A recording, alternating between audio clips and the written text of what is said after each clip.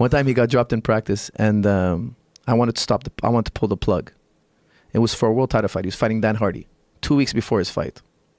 I was sure he was concussed. And I said, George, I'm pulling the round. There was one more round. He said to me, Coach, let me finish the round. I'm okay. Let me finish the next round. And I felt that if I pulled him, I would have killed his confidence. Right. I would have killed his confidence totally. So I said, okay, you could do the next round. And I told the other guy he was sparring with, don't land a single glove, like I whispered it to him. Not a single glove on him. Just take a mauling. And George went in the next round not knowing that the other guy's not allowed to hit him at all. And he just crushes the guy, right? He's just like mauls him and gets that. And I was really, really grateful for the other guy was a pro. And I was very, very grateful that, he took the beating that we asked him to. Right. And George after was like, man, I know it went bad in round 4, but round 5 was amazing. I was on fire in round 5. I said, you were. You were. He's That's like, sneaky shit. He's like, that was round 4 was not. It was just a fluke, like this is what I'm gonna look like. Round 5, I'm like, yeah. He's like, and it's a good thing it's Friday, because I have the day off tomorrow. I'm like, George, today's Saturday. He's like, wow. He was shocked, and he was like, today's Saturday. I'm like, yeah, and the UFC was there filming. So I had to look, guys, that footage can never air. That footage got to disappear. They're like, yeah, don't worry, we understand the fight's on the line. He was fighting Dan Hardy 2 weeks later. Yeah. That's why that fight, he was doing a lot of wrestling. Because we didn't want to, even chance. I was sure he had a concussion when he went in that fight. Wow. Now, pulling the plug on that fight, a lot of people would be like, hey, you put his health on the line.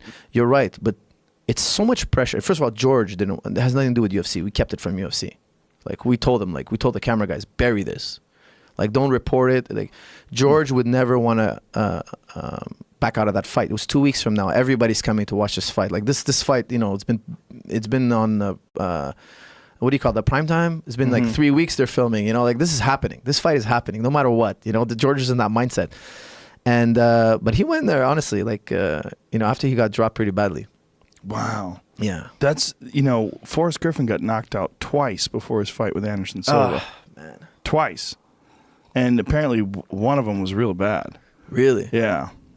Yeah. It's so dangerous. I think he was sparring with Vanderlei. And apparently you don't spar with Vanderlei. No, huh? It's just fights.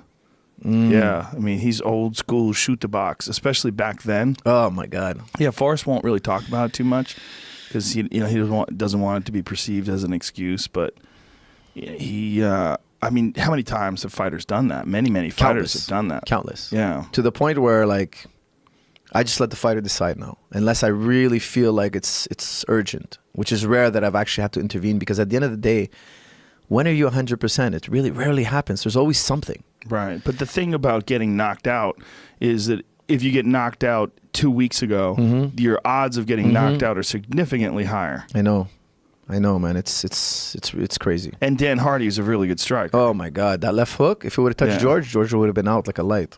He's got a crazy left hook. Plus, George was hurt 2 weeks before. Yeah. Thank God it worked out well. Yeah, it worked out great.